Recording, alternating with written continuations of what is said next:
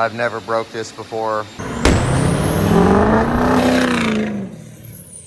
It actually broke. So I got it sucked back down in there. I'm washing the backside and I can do just a little bit of heat. I don't know how strong it is. Not real strong. That's a drag. So first thing we do is get the bolts out while the battery is still hooked up because we need to move the seat back and forth. He's working over there, cleaning everything up. Chop back all this, take the seats out, get it all clean. We'll set the seats back in, pull all these trim panels off, unbolt the seat belt. And then we got to use an 8 back here and get this tray loose. Looks like they've already had one off. Looks like there's only one bolt left in it right there. Just cleaning off all those feet because it sucks. We've done a whole bunch where you put them back together and the carpet's all clean and we forget to wash off the bottom of the feet of the seat. These weren't that dirty.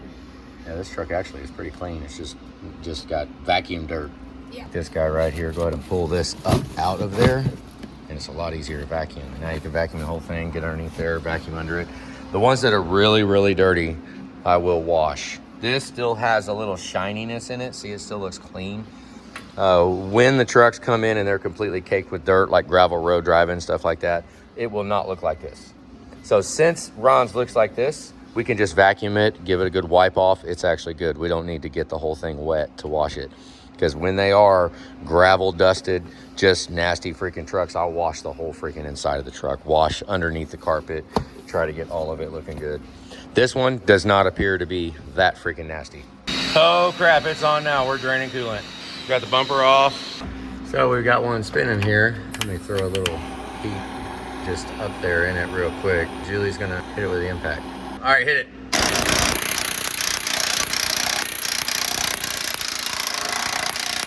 Nope. Just need a better bite. I'm not getting a good enough bite on it. Go.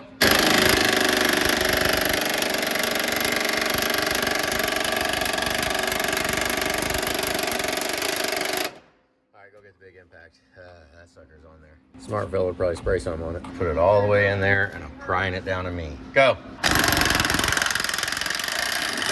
Ta-dow. You got somebody working on your truck, they're gonna take the cab off and they don't do it like this.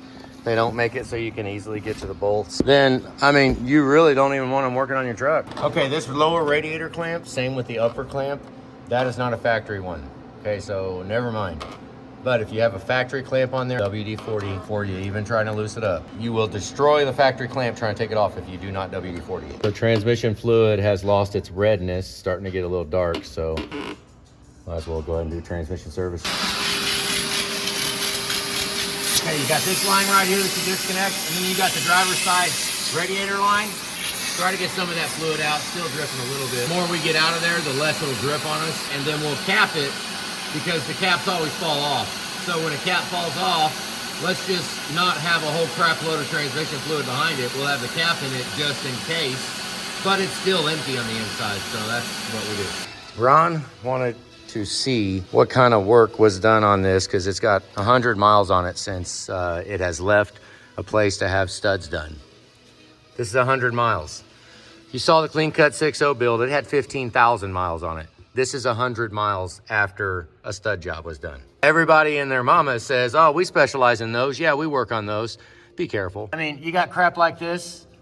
Okay, that is the correct bolt. That is not. Just little crap like that. I mean, put stuff back. Power steering fluid has about no red left in it. And it's way too full. Yeah, we need a new map hose. What in the hell? Yeah, he needs an oil filter housing. The whole housing's gone. With something like that, it's done. Remember, it's leaking on this one. You can see a little bit of oil still coming out of it. So it's leaking on this one, but it's cut like son of a gun on that one. Well, add that to the tally. Everything is just nasty, oily, harnesses twisted like that. Don't even take the twists out, just plug it back in. Got crap routed everywhere. I mean, honestly, this is a cobbled up freaking horrible mess. Like, they don't have enough sense to know that this goes behind the cac tube. It goes back there behind this and then comes up and goes across here and touches to it. Well, they had to do what they had to do, probably, I'm assuming. That does not go there. It goes over here. Damn it. I mean, we might be needing a harness for this one. I don't know. I mean, this thing is just... I mean, look, even the glow plug wire routed up. Yeah, that does not go there. Quit being freaking stupid. And that is the passenger side glow plug wire while it is residing on the driver's side. Once again, they specialize in it. Just ask them, they'll tell you. We do have a fairly skinny radiator also. So that's just something to keep in mind. I mean, I wouldn't replace it because of that, but the next time we have to replace a radiator, open the box up, make sure that the core is as wide as the factory one. It's a cheap freaking radiator. It's not gonna transfer as much heat when you're working the hell out of the truck. Damn, I just washed that too. We went and drove. Damn, it's already on there. Well, we're gonna have to buy ourselves another wash because that can't do that anymore. Right now, we're looking at oil filter housing and caps. Well, at least that cap. It could have a little hairline crack in it, and it'll be very, very hard to test. It looked like it was down on the O-ring, but it could be up there. I don't know what the hell to say about that. These battery cables just get so freaking beat. Oh, I gotta pull these off and pull this off, but the radiator is ready to come out. Well, would you look at there? Okay, that's the right bolt. That's the same bolt. It goes up there. We found our other wrong bolt. That I would bet you that is a pulse vacuum hub bolt. Remember I was looking for bolts over there? We're gonna take all these off and we will put them back where they go. That doesn't go there. That's supposed to be an 8. I mean, it stayed on. There is supposed to be a little cheesy clamp on there. It's a cheesy clamp, but come on now, put it on. 120 miles. If you put a truck together and it goes out of your shop looking like this as a stud job done, then you're not even on the same level we are. I hate to sound like that, but it's true. I'm looking at it right here. Just Jesus. Ron drove it home and was so disgusted by the time he got home, he parked it and didn't drive it anymore. He said it 3 or 4 times that we have put more miles on this than he has since he got it back. What a trag. Let's get the space heater on so we don't break your cack tube. That looks like a pretty good tube. Let's not destroy it. Julie's got some water. We'll put it in the heater core too. Clean out your heater core. Now, when it drips, because the cab is up, it's just gonna be water and it'll evaporate. It'll be all good. Yeah. This is the only part that stays with the truck that holds coolant. So let's shop back it out. Whatever. I don't really like those cabs. It probably works, but just looks pretty freaking cheesy. We're gonna evac the AC right now. We don't have the clip that goes right there. Keeps these separated from each other. Oh my goodness, we have the clip on the condenser though. Wow. It's whatever screws you wanna put in it, it'll be fine. Go ahead and put some glue on it too. You might as well seal it on there. It's empty. That one should not have memory of being over there.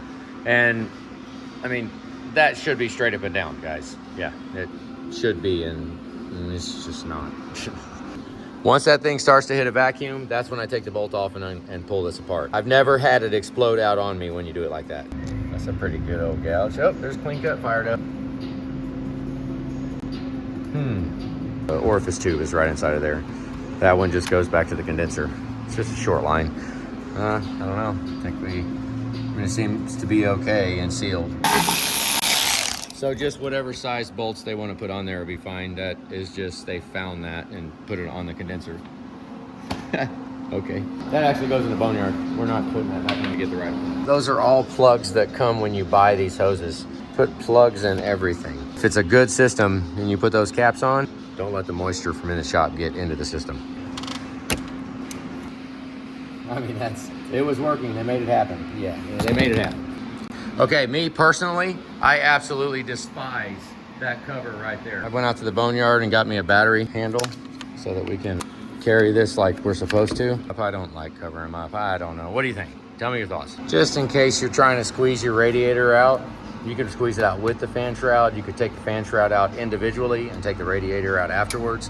But you can't do a thing without getting the battery cable out of the way. Just flip it right here, and then you can pull the radiator out and then flip it right back. That is doing us absolutely no good right there. That will not operate there properly.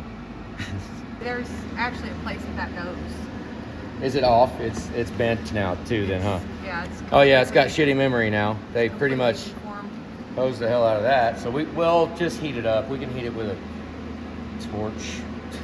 All right, Ron said that they was grinding on something on the front. I am seeing so much freaking crap wrong. It ain't even, it's just ridiculous. See that lifting eye right there? They ground that all the way. And they must have watched a little portion of one of our videos that says that we cut lifting eyes, but they didn't watch the whole video. This is what you need to cut the lifting eye to. And then they completely lost the reason for cutting the lifting eye in the first place, because you're not gonna lift the engine by this. all it's for is for this threaded hole right here for the clamp that is missing.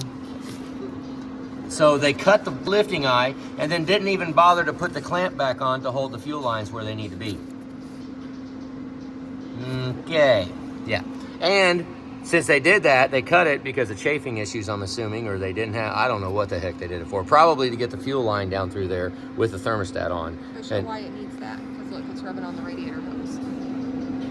With the witness mark. Okay, yeah, that's fine. Yeah, no, you're good. Go ahead. It can just sit right there. That'll be fine. This little radiator hose is so easy to replace. Can't believe they didn't put the engine harness. It's supposed to go right here. Okay, and it's here. I mean, you can see I can't even get it over there from where we're at right now. It hasn't been disconnected yet, so it won't even go up over the dipstick tube. If you disconnect it, you can run it over there, but they didn't. Don't even bother to put that back on there. We don't need it back on. It's just that's so that you know you're kind of close to the right spot. You don't actually need to put the nut on it. I'm probably having too much fun with this. It is just the perfect epitome of what we talk about and what we see. Every single thing I look at, I see something wrong. Look, they didn't even bother to, you know, push it that rest of the way to make the clip tap on. On your fog light wire, we're looking straight down from the top. It goes under this cable right here and then curves back around and goes in and plugs. That's how you're supposed to do. Don't have it all bent up to hell right here. Power steering out, we drain all the fluid. The brake fluid needs to be addressed. Ron had mentioned that he pulls those pins and takes the reservoir off of the master cylinder. Never done that, so I don't know. To clean the reservoir out, because this has got nasty fluid in it. You tell me, but that fan clutch coolant temp sensor wire looks like they wrapped it up with a drill before they plugged it in. It's completely all twisted to hell. That goes over there. It's not even gonna go there. It needs to go underneath the fuel line. It goes under here. Just, Can you even see what's going on here? It goes right down into the drain fan. I have a very strong dislike for that clamp right there, but I also don't want to unclamp it on the rubber hose anywhere other than where it goes. I used to do that a lot, and I don't do it no more. I try not to. Sometimes it slips, but I try to not clamp the hose clamp down. When we pull this away from all this fluid, I'll take that clamp off, and it'll be off the truck. We'll clean them, paint them, make them all new. Okay, just went outside. Figured I would break into Ron's video because it's breaking freaking news. Those $100 Fickum harnesses, junk. Let's see. Oh. Now up here on the power steering line, took it off the gearbox in a very loose zip tie to those other lines, kind of holds it up. Doesn't have to be real tight, and then I just throw it back over it. And that is done. That is good. That's out of the way. We can wash, we can power wash, clean everything. Well, we just spent some money. I got a little gorilla-ness on it, I guess. And I mean, it stuck on there pretty good. That's what I get for taking the power steering reservoir off. We take them all. This is the first time I've ever broke one, ever. Like ever. I've never broke one before. Shit. I mean, that's not a wear item that we've ever had to replace, only from being stupid. Now we got bit. We could just say with the work Ron is used to get, just glue that sucker back on there. It'll be fine. Ron did say he wanted me to show everything. Yeah, that wire should be on this side, in between the power steering line and the brake reservoir, not outside. Okay, so we always take power steering reservoirs off because they're always dirty. And I just broke this reservoir. So I went and cleaned off this little nipple. Oh, look, I just broke the tab off. Right there, of this clamp. There we go. Like, really? Crap. Now, I can put these in there and it won't leak. Voila! Yeah, so we made a tool out of our broken power steering reservoir. I mean, I wanted a hose barb on that, but I don't want a hose barb that actually grabs. I just wanted that smooth one, and I happened to break it. So there's a $30, $50 tool. I mean, this is getting pretty old, calling for the phone all the time, calling for the phone. And just simple stuff like, there's no bolt in the transmission dipstick tube. Really? I mean, I know more than just get underneath the truck, even just get under here real quick, just for a second. That should tell you all that we need to know about what's gonna come in the future. It's supposed to go there. Well, damn. This is the wire that goes all the way to the backup camera at the very back. I'm up underneath the front passenger kick well. It's electrical taped in and zip tied and like settled in. And what should we do? Should I take it off the here? If we go to the back, I need to take the brake light out because it's got power coming to this backup light. If we do it from back here and I push the wire forward, and when we're doing the paint underneath the body, there's the wire hanging down there. I'm gonna think about that for a minute. All right, so I am gonna go ahead and fish this one out. We have plugs right here that hopefully they make connection when we put them back together. But then it goes up here and it tees off and goes up for power. This is gonna be reverse power, so this is just a stranded wire. This is not gonna be an RCA. So I'm gonna cut this one right here so that I don't have to disrupt that up there. I can easily put this back together. And on the back of the truck, there are zip ties everywhere, right along here. And let's see if we can't get it out. I mean, that's the only way we're gonna get the freaking cab off. I'm not cutting it. I'm cutting this, but I'm not cutting the RCA. Well, I've only grown about that a lot longer than it took to do it, but now I've got this wire here with all of this sticking out of the end that I only have this little bitty spot for it to come through. So here we are, we're gonna have the cab hanging up and I'm just gonna have this wire hanging out. That's somewhere, I'll route it somewhere, move it around, I don't know. At least it's not on the body now, we can raise the cab with it. All right, well, that's gonna be how it's gonna hang for the whole job right there.